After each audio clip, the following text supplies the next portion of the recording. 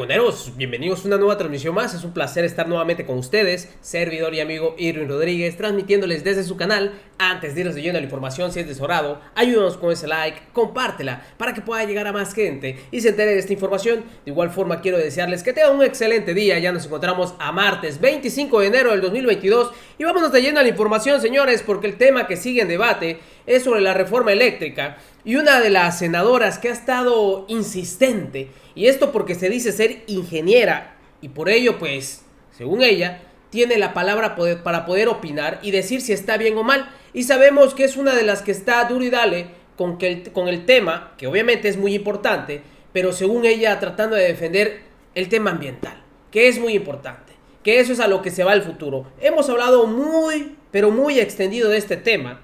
Dicho sea de paso, pues para que llegue un cambio de ese tipo, pues sabemos que es todavía mucho tiempo. Pero ellos no quieren la reforma eléctrica que está planeando el presidente de la República y por ello buscan cualquier método para estar atacando. Pero con eso de que se dice ser ingeniera en el tema, pues vean ustedes, de ingeniero a ingeniero, ¿quién tiene el argumento? Y dejan pues calladita a la señora Xóchitl Gálvez. ¿Qué es lo que ella está argumentando contra lo que ha dicho el ingeniero mecánico eléctrico el día de ayer en el foro de Parlamento Abierto, Joaquín Rodríguez Bejar, dejando mal parada otra vez a Xóchitl Gálvez? Y no es la primera vez que la dejan así, con todo respeto. Vean ustedes qué es lo que argumenta, porque así es como se defiende esta oposición y así es como planean emprender este ataque y, según ellos, dar marcha atrás a esta reforma eléctrica. Escuchen ustedes. La 4T no escucha. Quiere imponer a capricho su reforma energética. Esta reforma es equivalente a querer quemar el bosque porque algunos árboles tienen plaga. He seguido con mucha atención el debate del Parlamento Abierto en la Cámara de Diputados.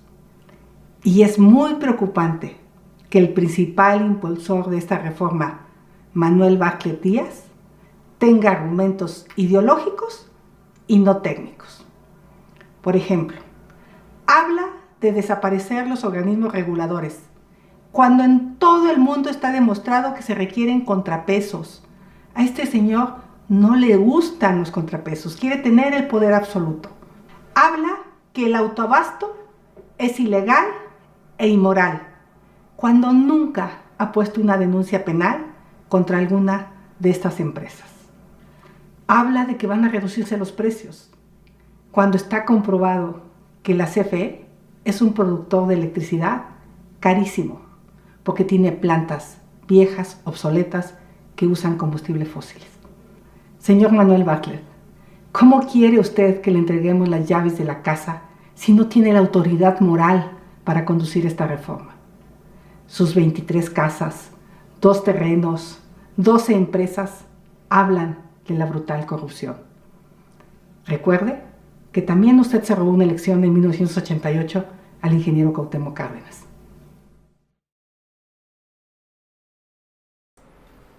Esos son los argumentos de Xóchitl Gálvez. Antes de irnos de lleno a lo que dijo el ingeniero mecánico eléctrico, les voy a mostrar estas dos veces que dejaron callada a la señora Xóchitl Gálvez. Uno, por parte de la secretaria de Energía, Rocío Nale, quien la dejó callado con el tema de la energía hidráulica, para que vean que no es la primera vez. Las primeras que se despachan las hidroeléctricas y están peleando las de los intermitentes, porque son intermitentes, la solar y la eólica, a que se les despache ellos primero. Eso es todo. Y nosotros que decimos, oye, tenemos más flujo constante de hidros, eso operativamente nos conviene. Y entonces salieron y dijeron que eran más caras. Mienten. Y no la senadora, porque allá han de haber pasado los datos. Mienten. Está bien, mienten. Se despacha todos los días y se les paga como las más caras, porque es un mercado perverso. Pero bueno, echan energías sucias. Efectivamente, tienen las energías hidráulicas acá, pero ellos no. Quieren primero que se suban las de las empresas privadas que ellos consideran pues obviamente limpias. ¿Y la hidráulica qué es, señora Xóchitl Gálvez? Por eso Rocío Nale le llamó en su momento mentirosa en su cara. Y sí, como ya acostumbra, la dejaron callada. De igual forma, les decía, Joaquín Rodríguez Béjar había dicho estas palabras en pleno foro de Parlamento Abierto, ya que la señora Xóchitl Gálvez, como escucharon, está muy atenta a todo esto. Pues debería citar las palabras que dijo aquí el señor Joaquín Rodríguez. Escuchen ustedes. Evidentemente es contra natura, pues, del origen de una empresa privada. Una empresa privada no es una institución de beneficencia. Es una organización económica que está hecha para ganar dinero, pues. Aunque suene como suene, pero no hay otra. No es su función hacerlo. Entonces, evidentemente, no lo harían. No lo harían. A no ser que se convirtieran en... fueran, ¿cómo le llaman esos? Bueno, muy solidarios con la sociedad, pero no es el caso. Es decir, ya lo han demostrado. Yo creo que, redondeando ya para yo, aprovechando el tiempo que tengo, nada más terminaría con eso. Le estamos dando vuelta a un asunto que está más claro que el agua. Es una decisión de sí o no, estamos confrontados, pues. Unos piensan que sí, otros piensan que no, nosotros pensamos que no y tenemos nuestras razones porque nosotros estamos defendiendo y soportando una Comisión Federal de Electricidad que esté al servicio del pueblo, no un negocio. No un negocio. Y esto lo convirtieron en un negocio. Pero lo triste es que si lo hubieran hecho ellos, qué bueno que lo hicieron. Pero el país ya lo tenía el sistema eléctrico. Y ya lo dije al principio, lo echaron para afuera. Porque era la única manera en que ellos podían entrar al negocio. Entonces, si querían negocio, ¿por qué no invirtieron en fabricar turbinas de vapor, en fabricar calderas, en fabricar transformadores, en toda la infraestructura que requiere el servicio eléctrico? Porque eso no les interesaba el capital de riesgo. Lo que les interesaba era el negocio, y el negocio ya estaba hecho. Porque una de las cosas que dije es que una de las particularidades que tiene el despacho de energía eléctrica es que la demanda es exactamente igual a la oferta. Y la otra particularidad que tiene es que yo pongo una planta termoeléctrica en Chiapas y no voy a poner una línea de transmisión para llevarla a consumirse en Tijuana. Se tiene que aprovechar de lo que ya había hecho el país. La red de transmisión y distribución es única. Y todo el mundo le aporta esa red.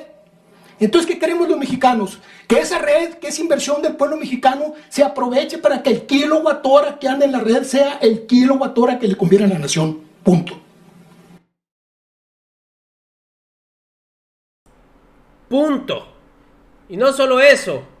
Aquí con esto también remató. Escuchemos. Mi relación con la CFE se establece desde mi infancia. Cuando viví en un campamento de una planta termoeléctrica, dado que mi padre también prestó servicios a esta institución, y al finalizar mis estudios como ingeniero mecánico electricista en la UNAM, en el año de 1969, un año después del 68, me incorporé al servicio público en la Comisión Federal de Electricidad. Como se ha dicho aquí en nuestro país, la energía eléctrica comenzó a ser utilizada a fines del siglo antepasado, en el auge del porfiriato. Y lo que decía mi compañero, fueron concesiones a particulares. Hubo tantas compañías particulares aquí en el país como casi ciudades había en el país.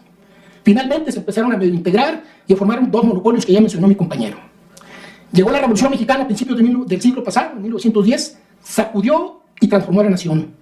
Y como fruto de ella, al igual que otras grandes instituciones que se crearon en el país, surge la Comisión Federal de Electricidad, derivada del decreto del general Abelardo Rodríguez y hecho ejecutivo por parte del presidente Cárdenas en 1937, ordenando su fundación. La orden que dicta el presidente Cárdenas es sencilla y precisa.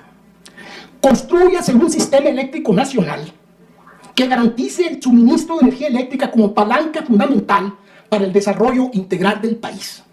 Señalo lo anterior porque durante 40 años antes las compañías particulares no habían pensado en integrarse en un sistema integrado, sino que cada quien tenía su changarro y se dedicaba a hacer su negocio. El decreto del presidente Cárdenas pretende hacer verdad lo que decía el escudo original de CFE en su lema. Aquí lo traigo y dice: electricidad para el progreso de México.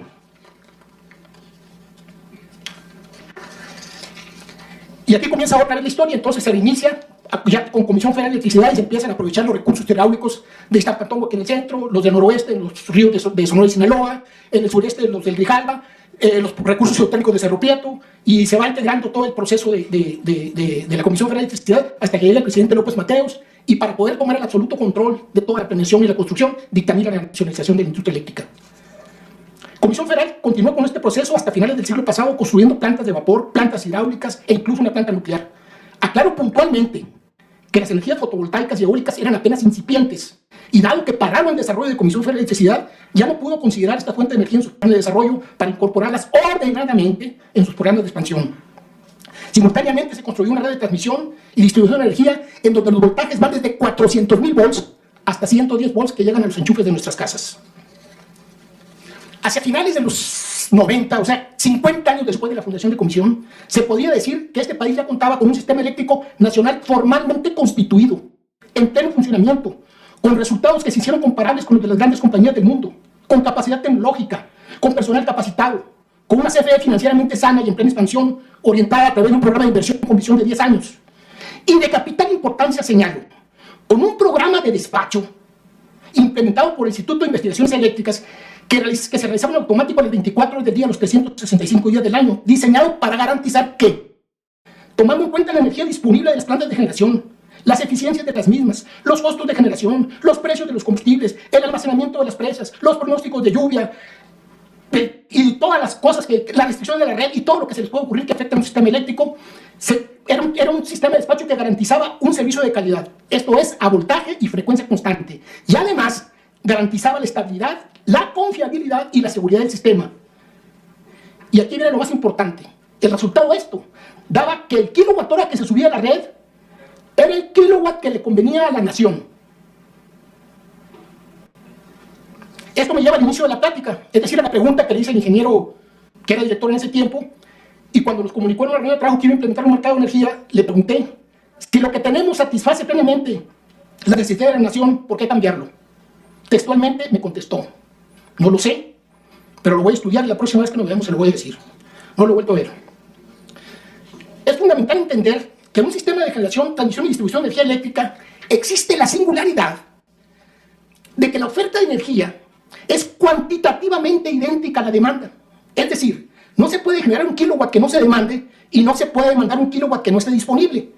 En otras palabras, el consumo es exactamente igual a la producción. Este fenómeno, que yo sepa, no existe en ningún otro proceso económico, por lo que a mi juicio, las leyes de la oferta y la demanda no son las que rigen en un mercado convencional. Dicho lo anterior, si la demanda se podía cubrir cabalmente con lo que se tenía, y de acuerdo con el despacho que mencioné anteriormente, ¿de qué manera iban a participar los privados en el cubrimiento de una demanda que ya estaba cubierta? La respuesta es tan sencilla como demoledora. La única forma de hacer esto posible era echar a la CFE para afuera. Se podrán decir mil cosas, presentar todas las justificaciones que se quieran, pero esa es una realidad insoslayable.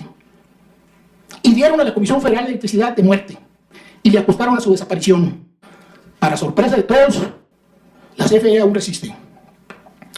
¿Alguien me puede explicar de qué manera nos íbamos a beneficiar los mexicanos con la participación en un capital privado que por definición introducía una componente adicional de ganancia o de lucro en el costo del kilowatt hora? Dado que la decisión ya estaba tomada, el mercado sencillamente lo impusieron a través de un mecanismo plagado de corrupción, liderado por su hermano implacable, que es la ambición desenfrenada, la codicia. Y lo hicieron abandonando las centrales generadoras, negándoles presupuesto para sus mantenimientos. Muchas de ellas las convirtieron en chatarras, impidiendo irresponsablemente la generación hidroeléctrica, con la consecuencia de verse obligados después, bajo condiciones de emergencia, a disminuir los niveles de los embalses, causando inundaciones, tirando vapor en las termoeléctricas, etcétera, etcétera, etcétera, etcétera. Si algo en lo personal pudiera yo criticarle esta reforma, esta iniciativa, es su desmedida generosidad al dejar en manos de sus capitales un gran porcentaje de la generación. A querer o no, lo que está en juego tiene una carga política tremenda, porque se trata precisamente de eso, de rescatar nuestra política energética, retomar el control y reorientarla al servicio de los auténticos intereses de la nación y continuar avanzando con paso firme en la construcción del país que todos anhelamos. Pienso que ante lo evidente, solo nos queda rectificar el camino. Y de ustedes depende, señores diputados, el aprovechar esta oportunidad que tal vez no volvamos a tener en nuestras manos. Muchísimas gracias. Como debe de ser. Un verdadero ingeniero, un verdadero, ahora sí que, trabajador de la CFE, quien tiene todos los argumentos, todas las palabras, toda la experiencia para poder debatir de este tema en particular. No alguien como Xóchitl Gálvez, lo digo con todo respeto. Pero hay hay diferencias. Pregoneros, nos estamos viendo en una siguiente emisión. Servidor y amigo Irwin Rodríguez, transmitiéndoles desde su canal. Que sigan pasando un agradable día. Ya nos encontramos a martes 25 de enero.